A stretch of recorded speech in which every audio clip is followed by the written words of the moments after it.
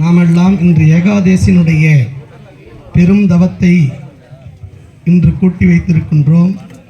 அந்நிலையிலே எல்லாமல்ல இறைவனுடைய கருணையினால் இறைவனுடைய புகழை எங்கு நாம் பாடுகின்றோமோ, எங்கு நாம் அவனை துதிக்கின்றோமோ அந்த இடத்திலே வினைகள் வாராமல் அஞ்ஞானம் அகன்று மெஞ்ஞானமாகிய மெஞ்ஞானம் தோன்றி அதன் வாயிலாக எல்லாம் வல்ல இறைவனுடைய பெரும் கருணையை நாம் அடைய வேண்டும் என்று நம் அருளாளர்கள் கூறியிருக்கிறார்கள். அவ்வண்ணமாக மகாபாரதத்திலே ஒரு இடம் வருகிறது. 18 நாள் போர் நடக்கிறது. அதிலே பீஷ்மர் என்று சொல்லக்கூடிய பீஷ்மர் பிதாமகன் தன்னுடைய பேர குழந்தைகளோடு யுத்தம் களத்தை காண வேண்டும் என்று நீதி பரிபாலனம் செய்யப்படுகிறது. நீதியோடு இருக்கக்கூடிய தருமன் கிருஷ்ண பரமாத்மாவோடு அதர்மத்திற்காக வாழுகின்ற கௌரவர்களோடு இருக்கக்கூடிய பிதாமகன் தன்னுடைய பேர குழந்தைகள் இங்கும் இருக்கிறார்கள் அங்கும் இருக்கிறார்கள் என்றும் தெரிந்தும் கூட நான் மாளக்கூடாது, அதனால் கிருஷ்ணா உன்னிடத்திலே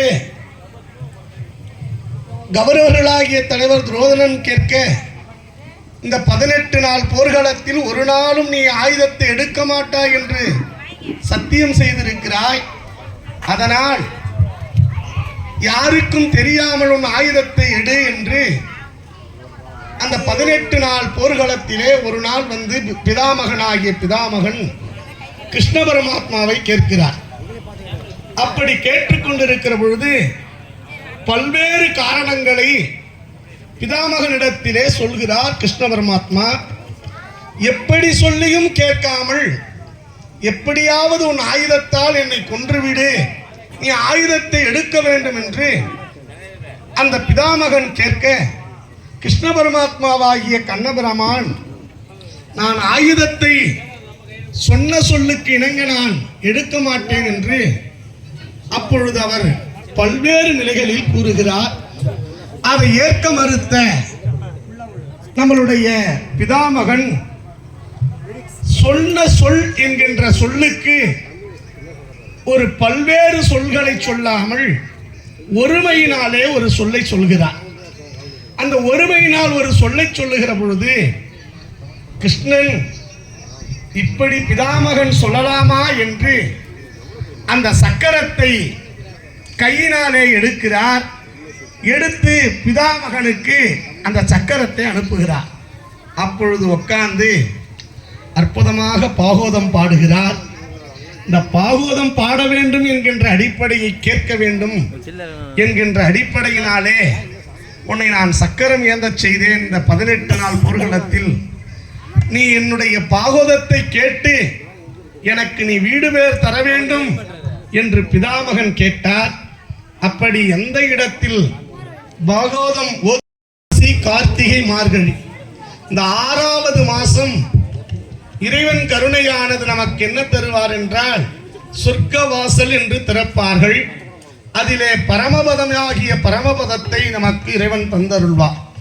அதனால் பாகவதம் எங்கு சாற்றப்படுகிறது இங்கே மிக அற்புதமாக தன்னுடைய இசை நயத்தோடு நமக்கெல்லாம் அள்ளி தருகிறார்கள். அதுபோல இந்த ஊரில் பிறந்த மண்ணின் மைந்தர் அற்புதமாக நமச்சிவாய மந்திரத்தை எஸ்பி பாலசுப்ரமணியன் பாடியது போலவே அற்புதமாக கானம் இனிய குயிலாக பாடினார்.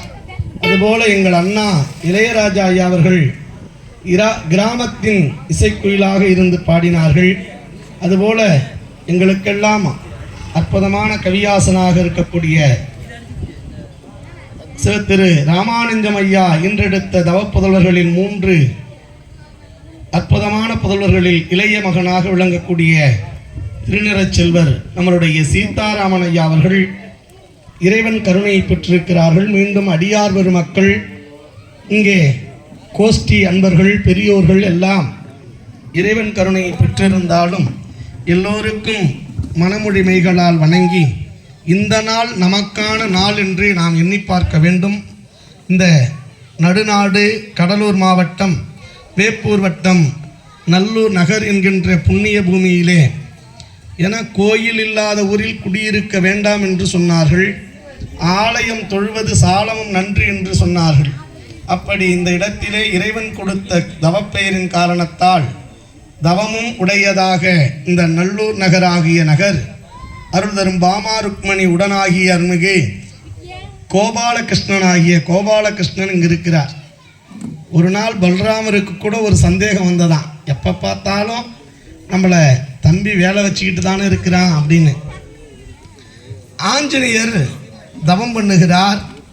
அப்பொழுது பல்ராமருக்கும் அந்த ருக்மணிக்கும் அப்பொழுது சின்ன எண்ணம், நமக்கு இல்லாமல் எல்லாருக்கும் முதல் மரியாதை கிடைக்கிறது, பாமாவுக்கு கிடைக்கிறது, அதுபோல எல்லாருக்கும் கொடுக்கிறான் தம்பி, எனக்கு ஒரு மரியாதை தரமாட்டேங்கிறானே என்பது பல்ராமருக்கு ஒரு அந்த சிந்தனை வந்து கொண்டிருக்கிறதா. நான் அங்கே போனேன், அன்மனை கூப்பிட்டேன், வரவில்லை என்று சொன்னார். மீண்டும் ஒரு முறை போய் அழைத்து வா என்று சொல்ல, ஐயோ, நான் இருக்கக்கூடிய சைனகோலத்தில் ஸ்ரீதேவியும் பூதேவியும் மண்ணையாள வேண்டுமானாலும் மனையாள வேண்டுமானாலும் எப்படி சைனகோலத்தில் இருந்து அருள் செய்கிறார் என்பதை ஒரு தங்க கவசமிட்டு கோபுரத்திலே காட்டியிருப்பார்கள். அதை பார்த்து வர வேண்டும். நாமெல்லாம் திருப்பதி சென்றீர்களானால் உற்சவமூர்த்தியை, மூலமூர்த்தியை அப்படியே வடிவமைத்திருப்பார்கள் கோபுரத்தில். அது பொன்விழா ஆண்டில் செய்யப்பட்டதாக வரலாறு. 50வது ஆண்டில் செய்யப்பட்ட